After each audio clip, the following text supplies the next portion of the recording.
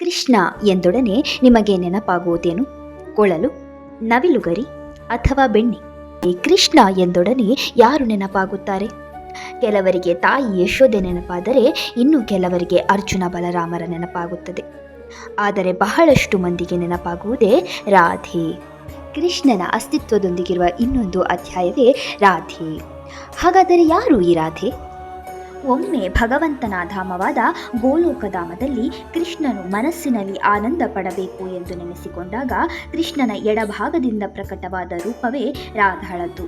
ಕೃಷ್ಣ ವಾಂಚಾ ಪೂರ್ತಿಪ ಕರೆಯಾರಾಧನ ಅಥಯೇವ ರಾಧಿಕಾ ನಾಮ ಪುರಾಣೇ ವಾಖನೆ. ಅಂದರೆ ಕೃಷ್ಣ ವಾಂಚ ಅಥವಾ ಕೃಷ್ಣನನ್ನು ಸಂತೋಷಗೊಳಿಸುವಾಕೆ, ಕೃಷ್ಣನನ್ನು ಆರಾಧಿಸುವವಳೇ ರಾಧೆ. ಈ ರಾಧೆ ಪ್ರಕಟಗೊಂಡೊಡನೆಯೇ ಈಕೆಯ ಕರ್ತವ್ಯದಂತೆ ಕೃಷ್ಣನನ್ನು ತೃಪ್ತಿಪಡಿಸಲು ಹೂವನ್ನು ತರಲು ಓಡಿದಳು. ಸಂಸ್ಕೃತದಲ್ಲಿ ಓಡುವುದಕ್ಕೆ ಧಾವಮಾನ ಎನ್ನಲಾಗುತ್ತದೆ. ಹಾಗೆ ಕೃಷ್ಣ ಕುಳಿತಿದ್ದ ಸ್ಥಳ ರಾಸಮಂಡಲ. ಹೀಗೆ ಈ ರಾಸಮಂಡಲದಲ್ಲಿ ಕುಳಿತಿದ್ದ ಕೃಷ್ಣನಿಗೆ ಓಡಿ ಹೋಗಿ ಹೂವನ್ನು ತಂದು ಅರ್ಪಿಸಿದ ರಾಧೆಗೆ ಈ ಧಾವಮಾನ ಹಾಗೆ ರಾಸಮಂಡಲದಿಂದ ಆಕೆಗೆ ಬಂದ ಹೆಸರೇ ರಾಧೆ. ಅಂದೊಮ್ಮೆ ಗೋಲೋಕಧಾಮದಲ್ಲಿ ಕೃಷ್ಣನ ಭಕ್ತ ಶ್ರೀರಾಮನ ಶಾಪದಿಂದಾಗಿ ರಾಧಾ ಹಾಗೂ ಕೃಷ್ಣ ಭೂಲೋಕದಲ್ಲಿ ಅವತರಿಸಬೇಕಾಯಿತು ಎನ್ನುವುದು ನೆಪ. ಆದರೆ ತನ್ನ ಭಕ್ತರಾದ ಜಯ ವಿಜಯರ ಅವತಾರವಾದ ಶಿಶುಪಾಲ, ದಂತವಕ್ರ ಹಾಗೆ ಅಟ್ಟಹಾಸದಿಂದ ಮೆರೆಯುತ್ತಿದ್ದ ಕಂಸ, ಜರಾಸಂಧರಾದಿ ರಾಕ್ಷಸರ ಸಂಹಾರ, ಭಗವದ್ಗೀತೆಯಂತಹ ಜೀವನ ಮಾದರಿಯ ಹಾದಿಯನ್ನು ರೂಪಿಸಲು ಮತ್ತು ಕಲಿಯುಗದ ನಾಂದಿಗೆ ಆತನ ಅವತಾರ ಅನಿವಾರ್ಯವಾಗಿತ್ತು. ಆತನ ಸ್ಫೂರ್ತಿ ಹಾಗೂ ಶಕ್ತಿಯಾಗಿ ಹುಟ್ಟಿದವಳೇ ರಾಧೆ.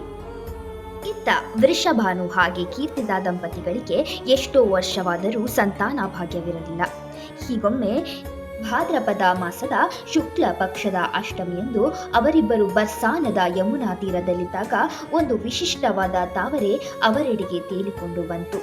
ಅದರ ಒಳಗೆ ಕೋಟಿ ಸೂರ್ಯ ಪ್ರಭೆಯ ಒಂದು ಹೆಣ್ಣು ಮಗುವಿತ್ತು.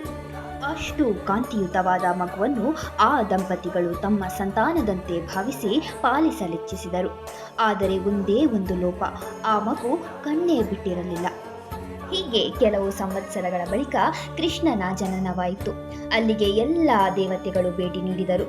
ಅಲ್ಲಿಗೆ ನಾರದರು ಕೂಡ ಜಗದೊಡೆಯನ ಹೊಸ ರೂಪವನ್ನು ನೋಡಲು ಬಂದಿದ್ದರು.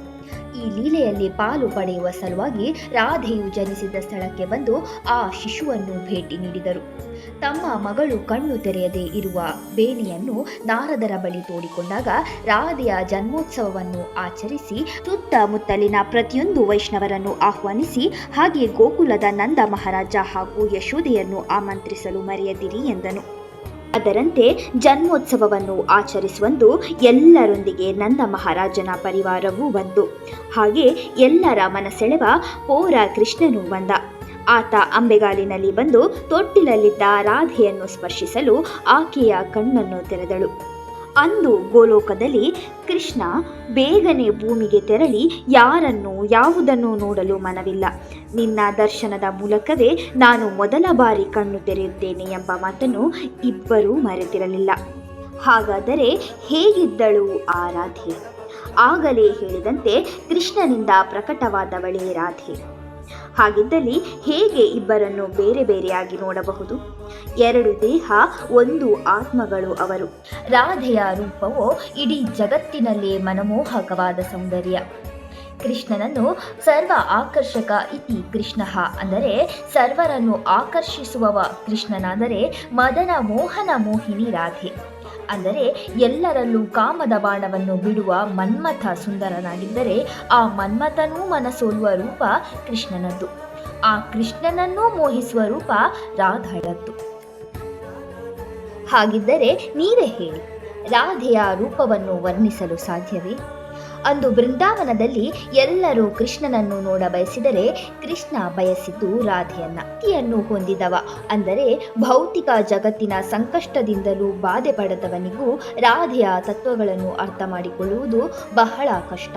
ಈ ರೀತಿಯಾದ ಪರಿಶುದ್ಧ ಪ್ರೇಮ ಕಥೆ ಪ್ರೌಢ ವಯಸ್ಸಿಗೆ ಬರುವ ಮುಂಚೆಯೇ ಕೃಷ್ಣ ಮಧುರಾಗೆ ಹೋಗುವ ಮೂಲಕ ಭೌತಿಕವಾಗಿ ಕೊನೆಗೊಂಡಿತು ಎಂದರೆ, ಇನ್ನು ಕೆಲವೆಡೆ ರಾಧಾ ಕೃಷ್ಣರಿಬ್ಬರು ಬೃಂದಾವನದಲ್ಲಿ ಸಾಕ್ಷಾತ್ ಬ್ರಹ್ಮದೇವನ ನೇತೃತ್ವದಲ್ಲಿ ವಿವಾಹವಾದರು ಎಂಬ ನಂಬಿಕೆ ಇದೆ.